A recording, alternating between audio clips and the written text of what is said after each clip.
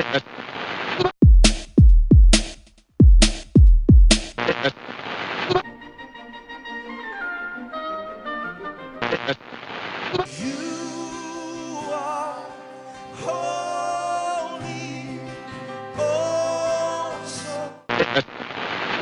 going to go ahead and look at verses that PK Atheist claims supports rape in the Bible.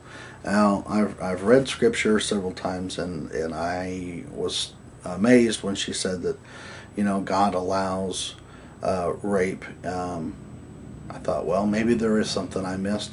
Let's go back. So she gave me some verses to look at, so I'm going to go ahead and pull those up. Okay, we're going to go ahead and read Deuteronomy 28 and 29.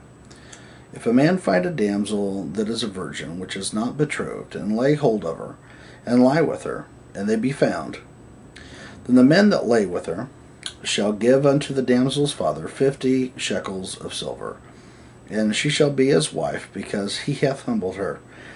He may not put her away all his days. Okay, now, first off, I don't know where she gets rape out of this.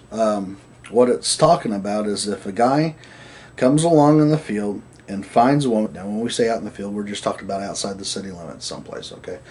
And they're out and alone, and he takes her, and they go and they have sex, and someone comes along and finds them, okay?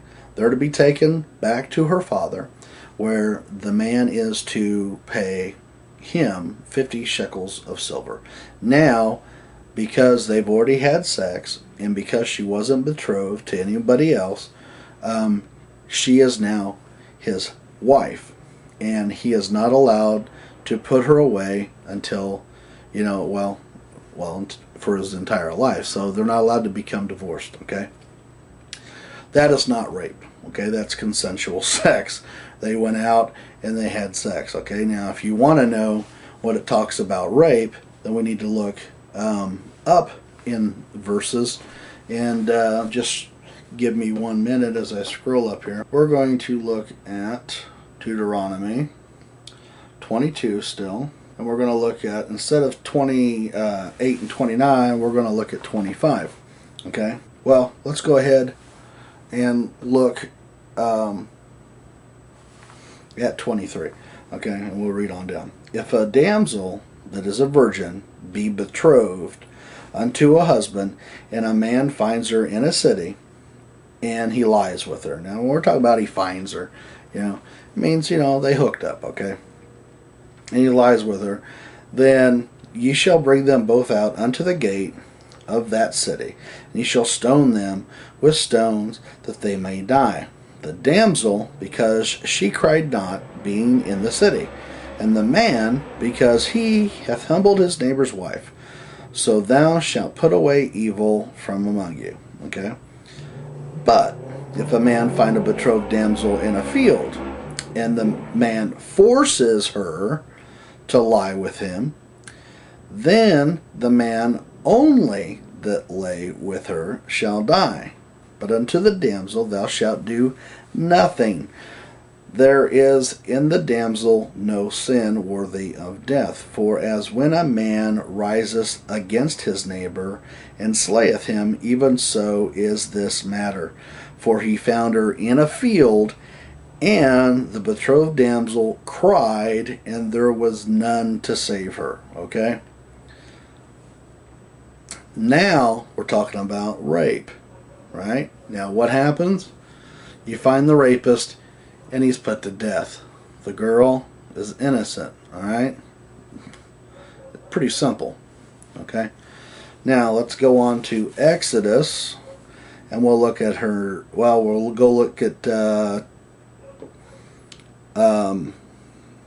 Exodus 21, 7 and 11, because I've already looked at Deuteronomy 23 and 24, and where I stated that she was in the city, and she was, they hooked up, and they had sex together. She didn't cry out. She didn't ask for any help. She just went ahead, and they had consensual sex. They were both found out. Okay, and so they were both stoned. Okay, now it's not rape, that's consensual sex. It's very simple when you look at it, because it talks about, he finds her in the city, they lie with each other, they get caught. Whereas the other verse that she conveniently skipped, that actually talks about rape, it mentions that she was forced, and that's verses 25 through 27. And for some reason, she kind of skipped those.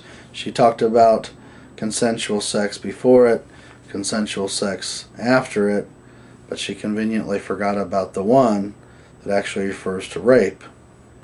I don't know. Maybe she just forgot. Okay, let's look at Exodus 21, verses 7 through 11. Okay, we're going to look at Exodus 21, 7 through 11. And if a man sell his daughter to be a maidservant, she shall not go out as the manservants do. If she please not her master, who hath betrothed her to himself, then shall he let her be redeemed.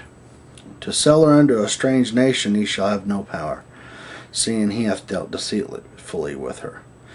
And if he have betrothed her unto his son, he shall deal with her after the manner of daughters.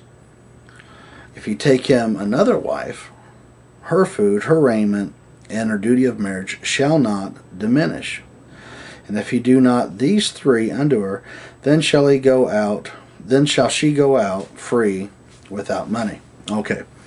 Now, Jewish custom allowed for betrothal to other families within the Jewish faith. Slavery was abhorred by the Jewish people. Now, what we're looking at is could be possibly two things. It's actually just one, but we'll look at the two options.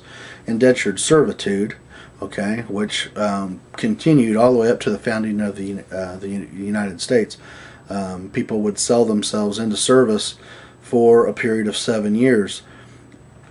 What we're looking at, the other option was espousal. Okay, a man could come and offer money to a man as a payment for the daughter, okay, into marriage. And that's what we're looking at here.